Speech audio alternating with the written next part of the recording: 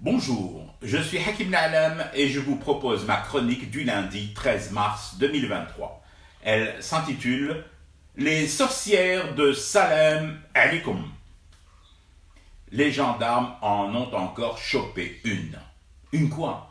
Mais une sorcière, pardi, dans une localité répondant au nom ensorceleur de Tohara, dans la wilaya de Soukharas. Sur elle, tout un attirail de gris-griteuses aguerries. Selon les premiers éléments de l'enquête, et d'après des cancans recueillis sur place par une gazette locale, Khatarmel, la dame sorcière bossait pour un sorcier-chef, genre plus gradé dans la hiérarchie de la sorcellerie. Et oui, c'est une profession qui a ses grades reconnaissables au nombre de balais dans le placard. Bon, les Désédiennes et Désédiens ont réagi après l'arrestation de Dame Sorcière et la mise sous saint séquestre de tout son attirail. Les Désédiennes et Désédiens réagissent toujours par rapport à ce genre d'affaires et ils n'aiment pas qu'on fasse du mal aux enfants. Ils se piquent même de s'auto-faire justice. Là, je dois dire qu'il faut vite tempérer la colère des citoyens.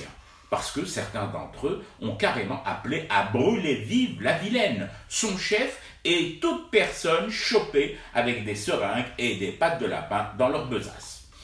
Doucement, camarades, doucement, on ne va tout de même pas refaire le procès des sorcières de Salem et le conclure de manière identique sur un bûcher. Non, face à l'ignoble, il ne faut jamais réagir par l'ignoble.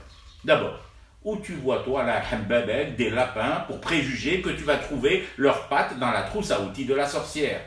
Yaouldi demande au chasseur, il n'y a plus de lapins en liberté, du moins vivants, depuis que le poulet se vend en bijouterie à Bokoro. Non, ne commettons pas les terribles erreurs de nos anciens. Réfléchissons avant d'agir dans la précipitation. Non, je ne suis pas le plus gradé de tous les sorciers de Désédi en osant juste conseiller la prudence. Et encore non, je ne défends pas une confrérie secrète de sorciers à laquelle j'appartiendrai, même si je reconnais que fumer du thé n'est pas une pratique pas très musulmane. Je dis juste que nous pourrions faire usage utile de toutes ces sorcières et sorciers aujourd'hui sous les verrous. Les recycler par exemple. Ils jettent des sorts terribles? Alors retournons ces sorts et utilisons ce pouvoir extraordinaire à bon escient. Comment? En exigeant d'eux qu'ils piquent en masse les fruits et légumes, comme les oignons et les tomates, qu'ils passent ensuite au piquage des mandataires, de la mafia des chambres froides, des capots qui contrôlent le transport des marchandises, des barons de l'import-import et même des chefs de réseau cabas et valises à roulettes.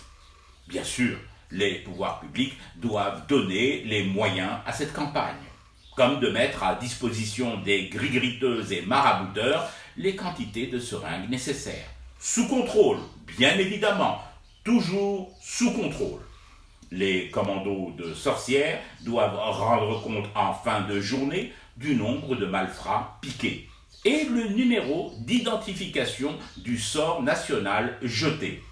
Des bilans hebdomadaires devront être rendus publics par les ministères concernés. Celui du commerce? Non, peut-être pas tout de suite. Celui-là, faut plutôt penser à le piquer d'abord, vu qu'il me donne l'impression d'avoir été lourdement marabouté. Ensuite, le guérir à l'insu de son plein gré consentant en l'obligeant à fumer du thé pour rester éveillé à son cauchemar qui continue. C'était Hakim Na'alam, je vous retrouve demain pour une autre chronique et une autre façon de dire son amour à l'Algérie.